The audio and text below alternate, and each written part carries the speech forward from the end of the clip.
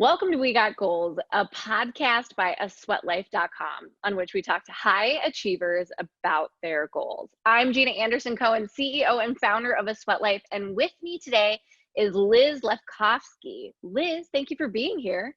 Thank you for having me. And Liz, you've accomplished a lot, so I would love for you to introduce yourself so I don't miss anything. Who are you and what are you doing here today? So I was born and raised in Chicago and went to the University of Wisconsin and came back to Chicago and was doing all non-for-profit work. I worked for the city of Chicago in an arts program called Gallery 37. I worked redeveloping the Near South Side, ran the Printers Row Book Fair, and along the way had children and things, and ended up leaving the city and moving to the suburbs. And I had to give up my title when I was working for the city, unfortunately, because you had to live downtown. And so I decided I needed to continue doing the work I was doing.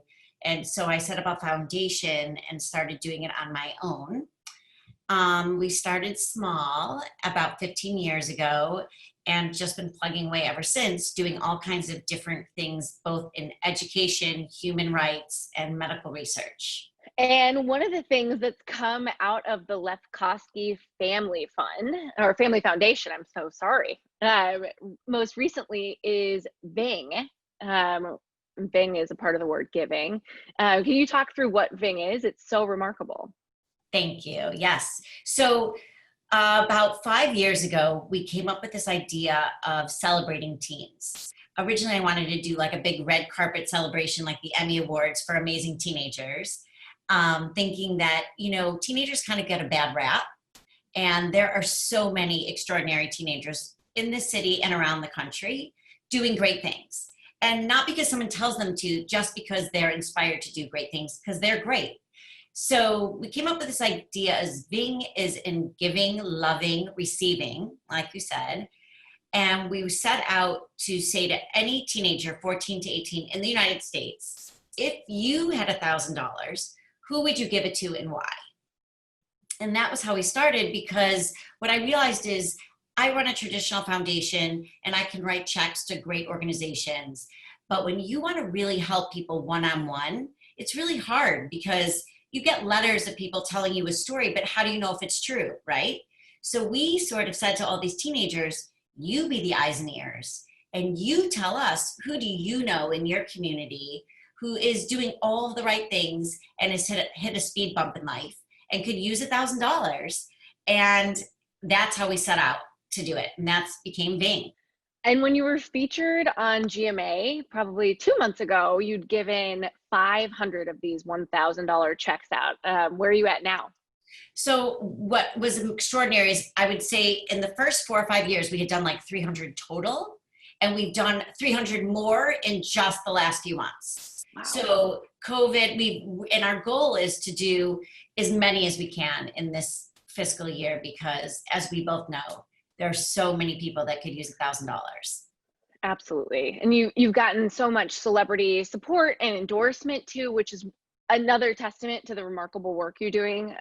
Most notably, for me anyway, Kristen Bell posted about it. So I'm now 1 degree separated from Kristen Bell, which makes me happy. 100%. And the thing that's extraordinary, and just like talking to you, Kristen Bell, Kelly Clarkson, and a lot of other people that have engaged with us, it was literally like 30 seconds, like, wait a minute, we love what you're doing. I want to tell everyone what you're doing. There was no, like, one of the teens that worked with us said to me, like, how do you know Kristen Bell? I'm like, I don't know Kristen Bell. I've never met Kristen Bell. This was not like a favor to me personally. I didn't pay her to do it.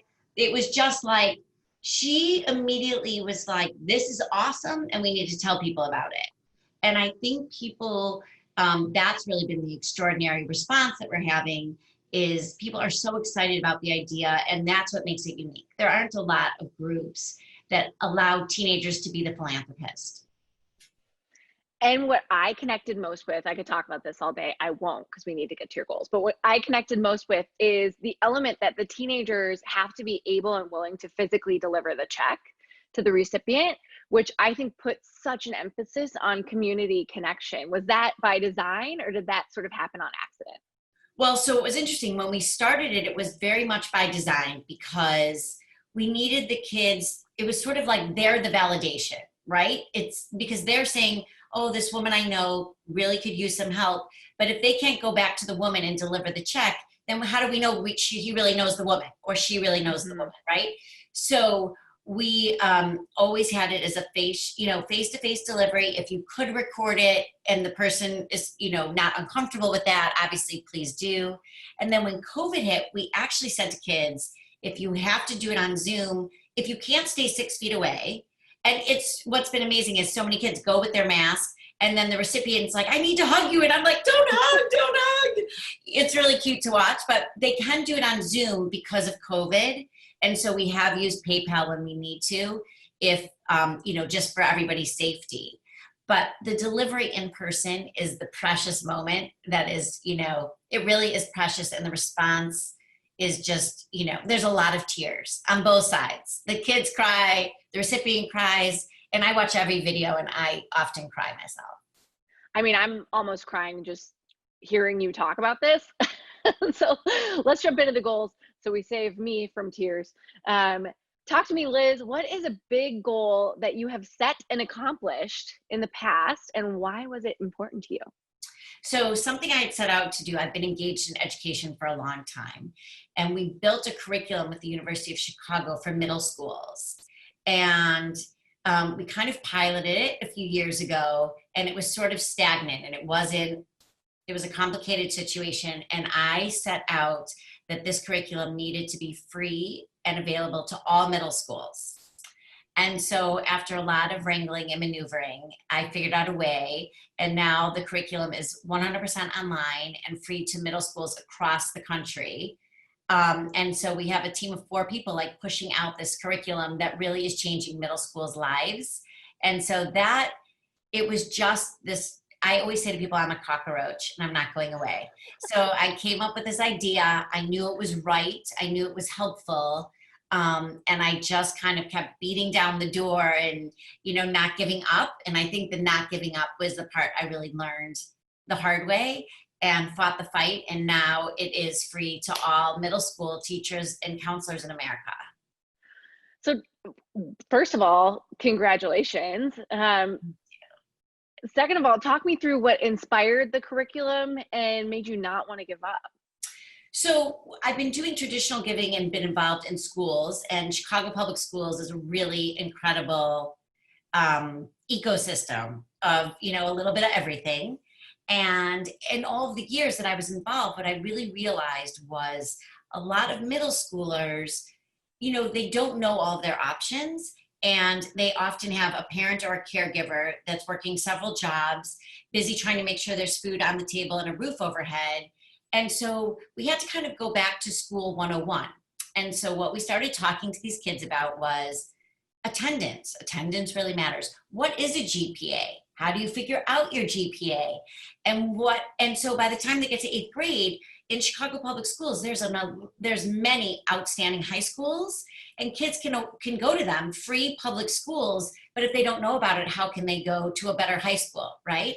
Mm-hmm. And so that was what I realized is all kids need the opportunity to go to an outstanding high school. And so we started focusing on high school, like so many kids focus on college. And I said, no, we got to move it back. And 8th graders need to make a great choice where they go to high school. And so that will then give them the opportunity to go to college and career and beyond. And it has been extraordinary. And the number of kids in Chicago Public Schools that now make a choice to go to a better high school in their same neighborhood, maybe 4 blocks away, same demographic, but now they have like a 95% chance of graduating from high school. It's amazing. There are so many great high schools with empty seats. And so we built a search engine and we educate the kids to empower these teenagers to make a good choice about where they go to high school. What an impact. What an impact you've had. And that's so important too, because I know I never had to go through an application process for a high school.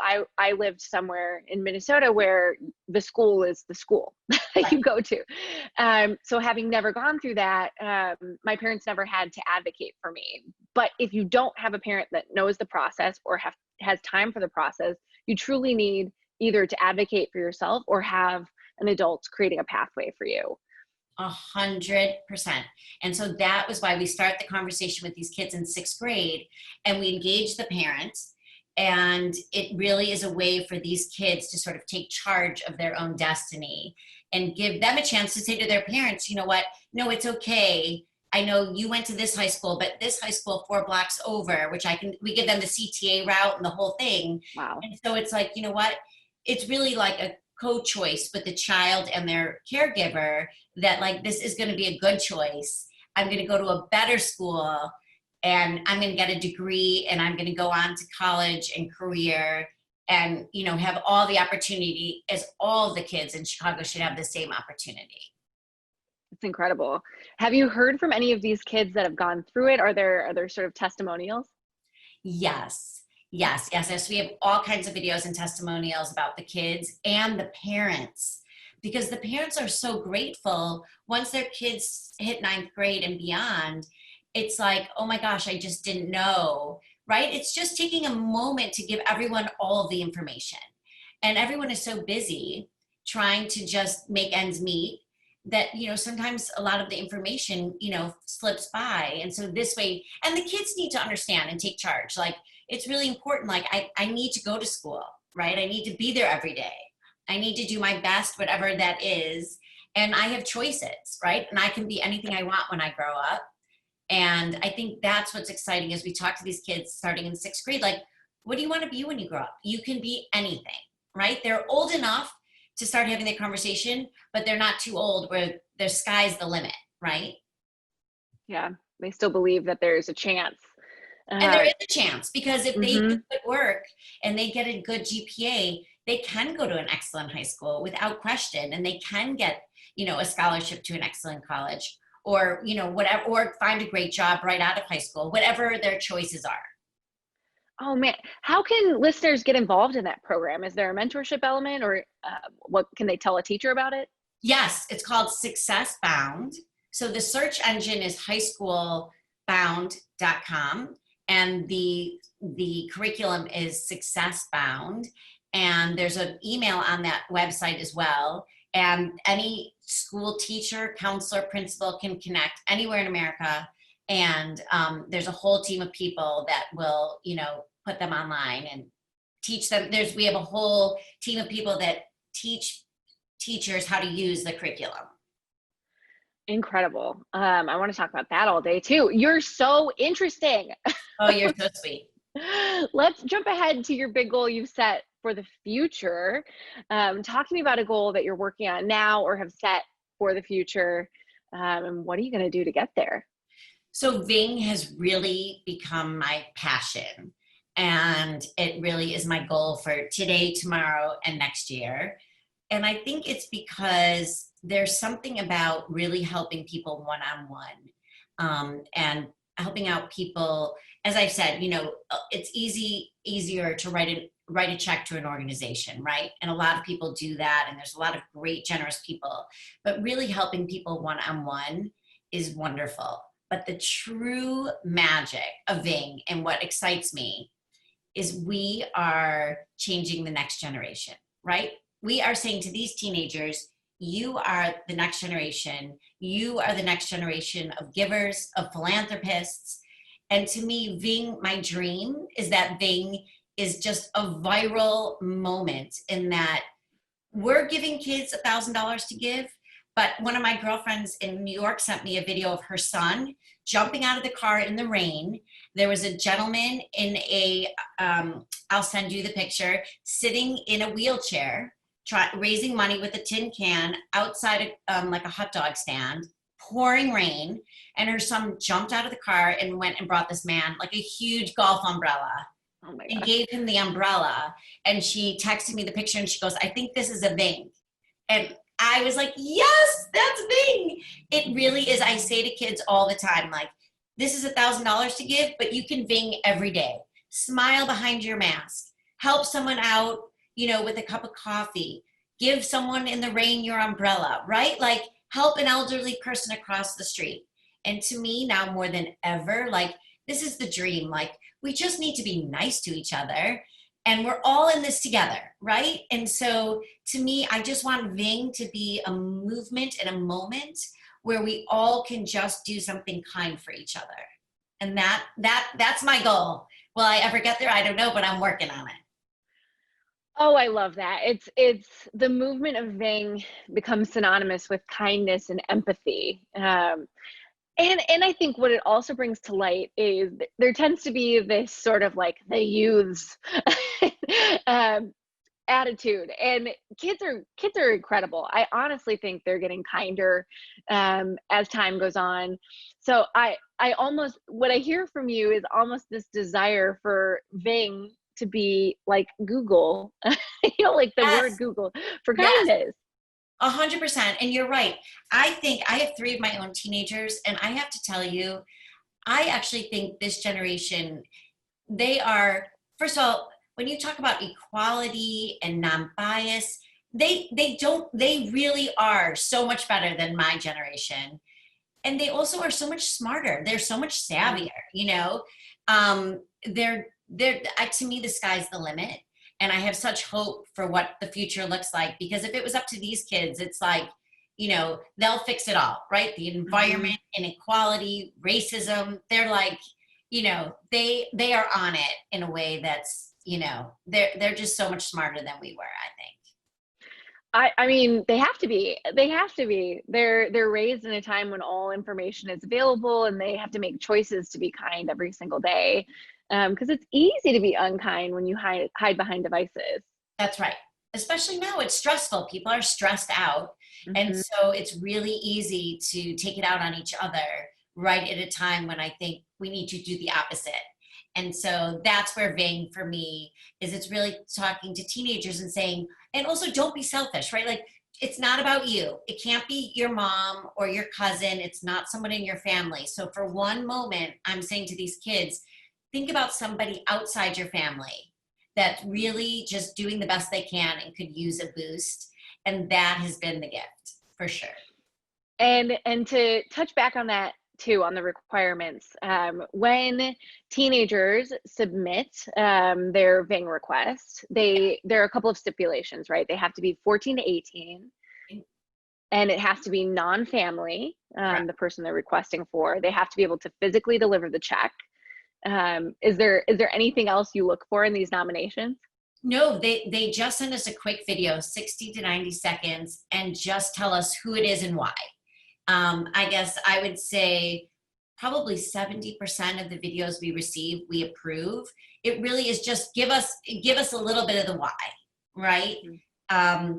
Who it is and why you think they could use the $1,000. And the stories have been mind blowing. I mean, bus drivers, mail delivery people, people that used to be coaches, like people that run restaurants, people that work in restaurants.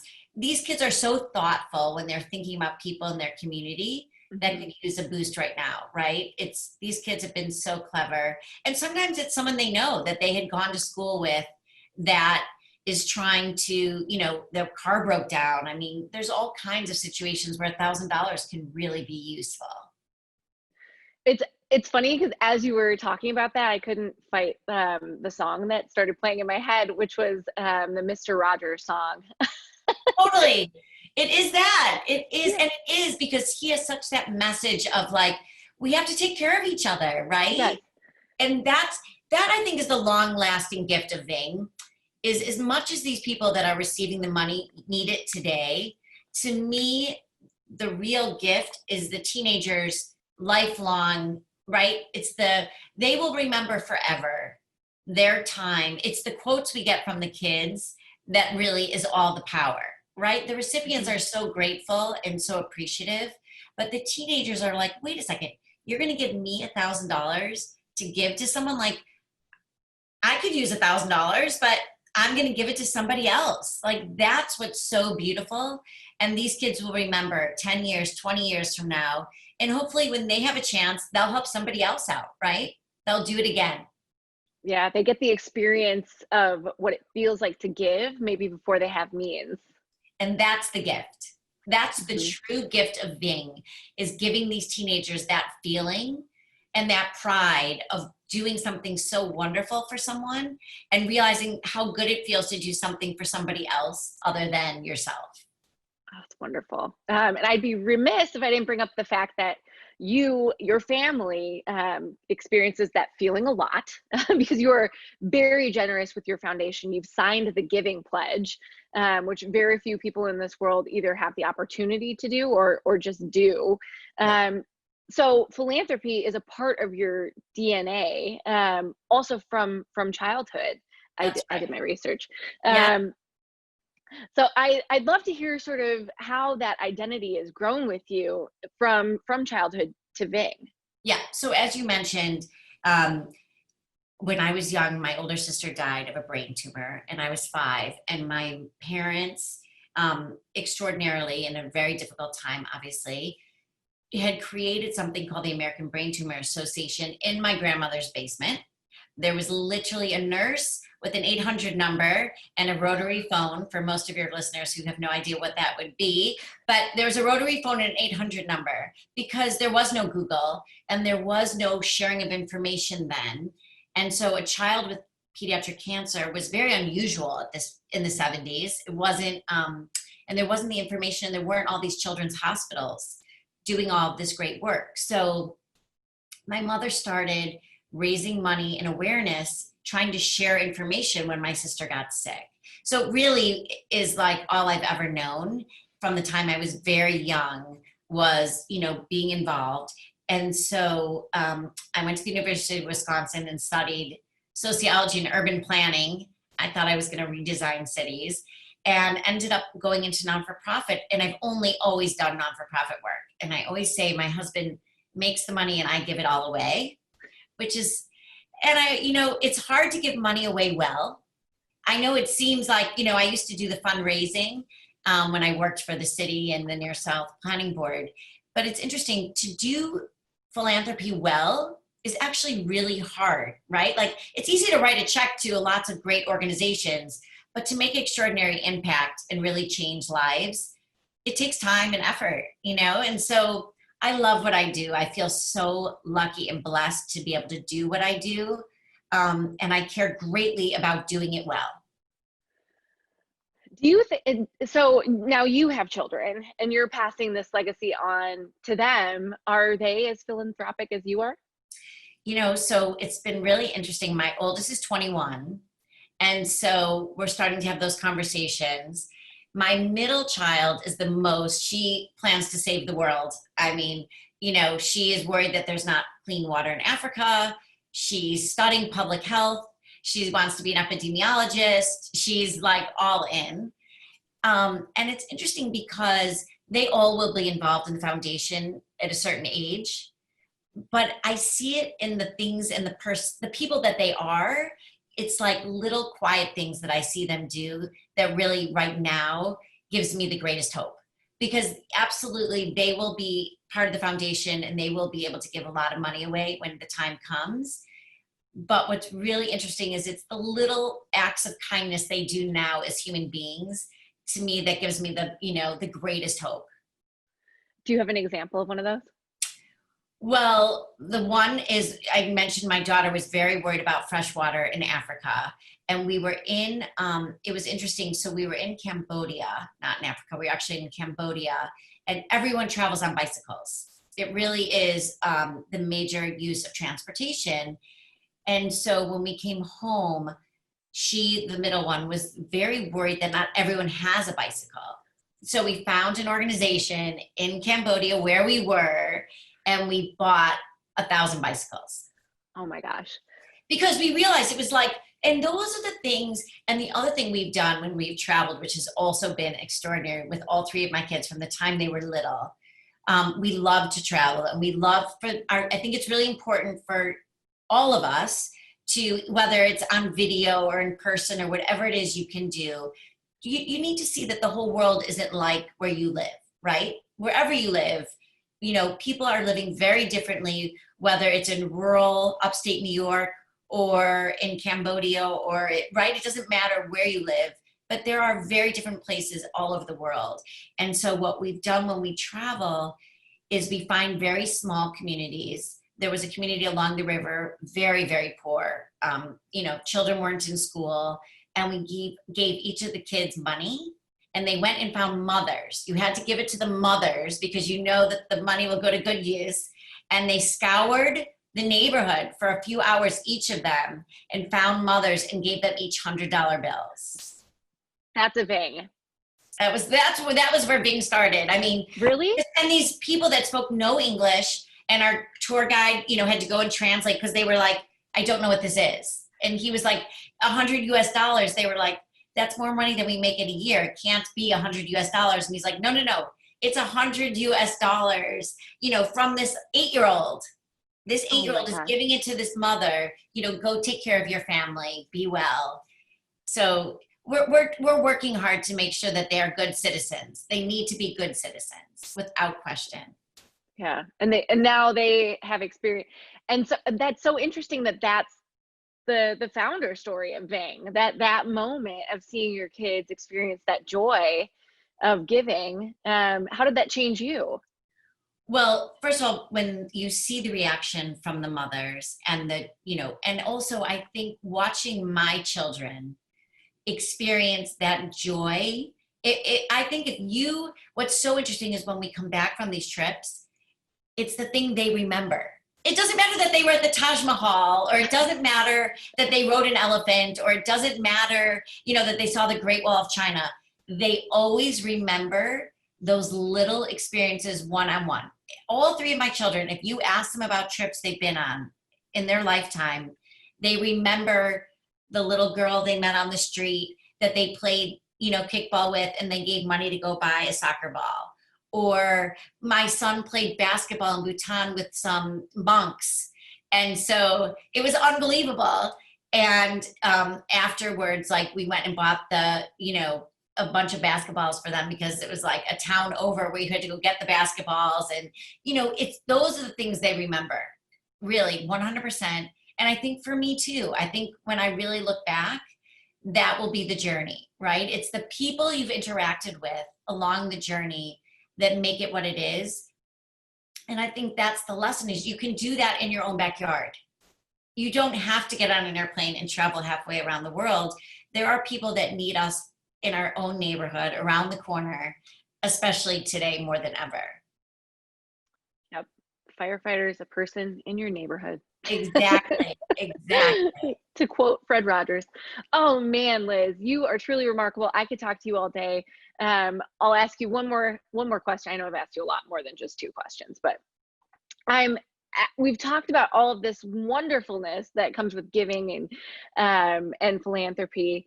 Let's talk about self-care quickly before we move on. What is a tip that you would give to listeners to take care of yourself in this weird world we're living in, to stay productive and sane? So I have 2 really good tips, I think. I learned a few years ago, I think it's okay to let yourself take a break, right? I think it's so important to honor yourself, and whether that means a nap, go to bed early one night, whatever it is, whatever you're feeling is okay. I think that was a really good lesson I learned years ago, where it's if you're feeling stressed, if you're feeling sad, whatever it is, allow yourself to feel that. It is okay. And the other thing I came across a few months ago, when I too was home, figuring out what to do with my time, I took a free class on Coursera. It was a happiness class. And it's this Yale professor, right? And she put the class online for free. So anyone can take the class. There are no fees. And it is a happiness class. And it really is about journaling and sort of taking time to think about what makes you happy. And I think that was the gift. And I just said that to my mother the other day. And I was she's it's hard, to be still isolating. And so I said, you know what, Mom, there's all these great classes on Coursera, and go take a free class, learn a language. But I really found this happiness class really settling and a really good escape from my day. I also think it's okay to climb in bed and watch reality TV. I agree with both those tips. I actually signed up for that same Yale course, but then we had to take our entire business completely digital. so, so I didn't end up doing any of it, but this actually gave me, I think, the nudge in the butt I needed to move forward with that. I'll link to that in the show notes so that all of our listeners can benefit from that as well. But what a delight it was speaking to you today, Liz. Like, what a remarkable human being you are. Thank you for spending all of this time with me today. Thank you so much for having me. I loved it.